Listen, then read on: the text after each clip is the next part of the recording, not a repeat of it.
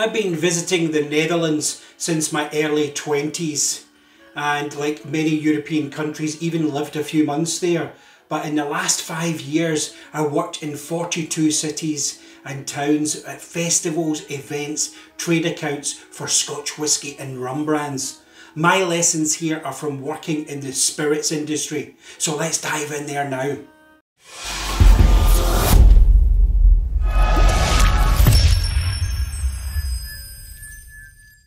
Hello, Hendo here, and welcome to what I learned working in the Netherlands. In this video, I'll share my insights to regular visits, working with Dutch people and spending time with the customers. I'll cover here is getting around the Dutch players, doing business and the drinks industry.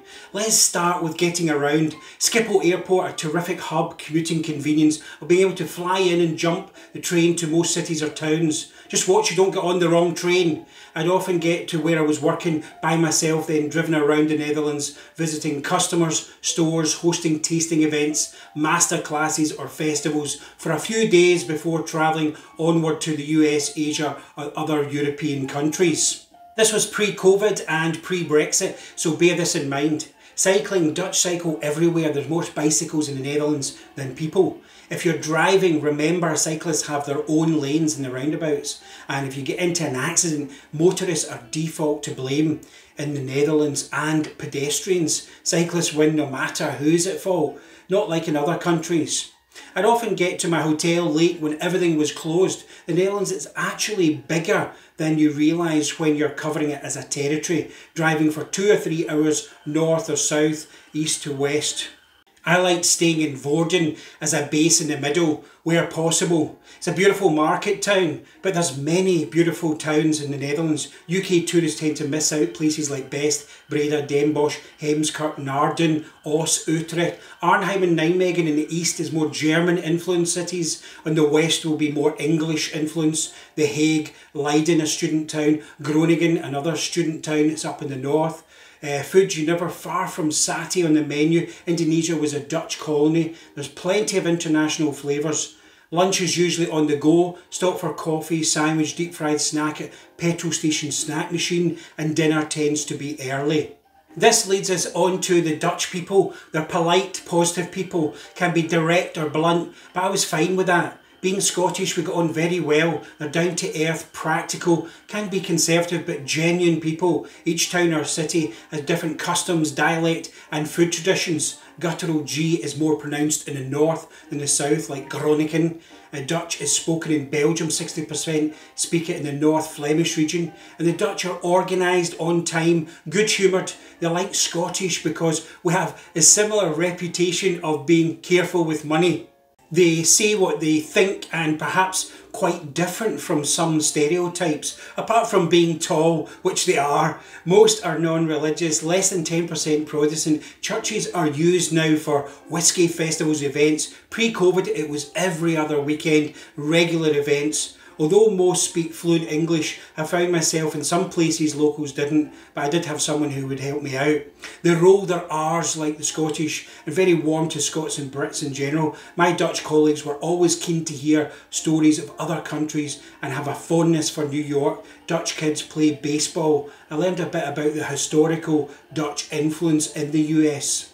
Now on to doing business. They are straight talkers. And Eindhoven is a tech hub, Utrecht science and education, Amsterdam, Rotterdam for corporates and startups. I found them to be numeric negotiators in the spirits industry. They have favourable taxes and is a long time value market. So you'll see keen pricing here for all brands. Business relationships can take time. You have to show up, be regular, roll up your sleeves, and then they'll back you all the way. I have very good connections in the whisky industry. There's a circuit, everyone knows each other, and I found them welcoming, especially the more you see them. When I did tasting events for a retailer with their clients, I'd often receive a gift of the local spirit like Genevieve, which was kind. They like challenger brands, a rebel spirit, but in the Scotch category prefer single malt, age statement, traditional cues, so it's easier to sell. Some retailers won't take on brands if it's complicated in any way. They can drive a hard bargain, switching supplier for less than the euro. if need be. Quite ruthless to each other at price points as well. Now that takes us on to the players. Supermarkets don't sell spirits, so you need to go to a liquor store, a bit like the US. There are chains like Gal & Gal, Mitra stores, then single operators, Slijterij, off-licence in Dutch. There are influential retailers who are invited by brands to visit Scottish distilleries, educational trips and buy special editions. For fun, I nickname them the Dirty Dozen, not because they're bad, just that they constantly check competitor pricing, can undercut each other to get online sales. Everyone knows who they are and they don't hide it. Many retailers have a cross-border business, online sales, so Scandinavia, Germany, but Amazon was actually slow to the market in the Netherlands.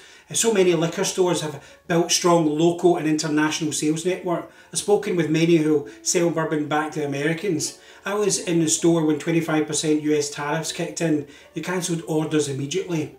And I guess similar might happen with Brexit with the extra import costs for some of the customers. Now to the drinks industry. My area was rum and whisky brands. Festivals often put the categories together, but I notice a distinct difference in education. The Dutch are much more educated on Scotch whisky. Rum is a value product based on Bacardi in the early days and been slow to premiumise since.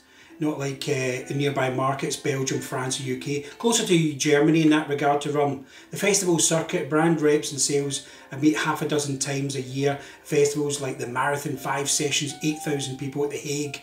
Other town festivals, churches, Mitra events and football stadiums like Groningen and Zwolle. These are run like clockwork, organised and regular. My tours included retailer visits, in-store, meet and greet, specialty stores, evening master classes in neighbourhood, restaurant or golf club, a castle, selling bottles on the night. Reps will work you hard because they know it's the best time to get sales. We sometimes link up with food producers like cheesemakers. I love pairing Dutch cheeses with Scotch whisky. Festivals and events are often still 90% attended by men. Single malt and age statement is preferred. The annual calendar. January is totally quiet, builds through the year from spring, early summer, gin and wine sales in the summer, whisky and rum rises in autumn, winter. It's normal to work weekends and evenings. Sales reps take a day off during the week. Shops close by 6 p.m, but they respect work-life balance and family time, although in liquor they will work over the Christmas holidays. My city, Glasgow in Scotland, has strong business networks with Rotterdam and Amsterdam going back to the 16th century, colonists and traders in tobacco and sugar. Nowadays, Scotch whisky.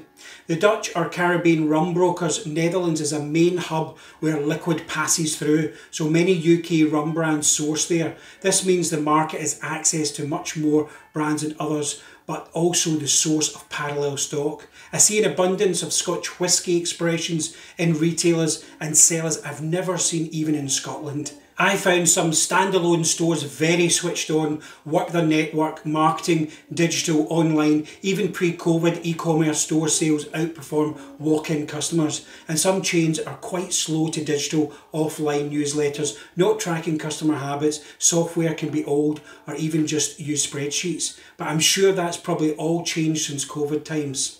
I have terrific times in the Netherlands, enjoy many carpool karaoke, driving between gigs and going to music bars after festivals. Shout out to the people I work with who share a passion for music, helped us get through those long days.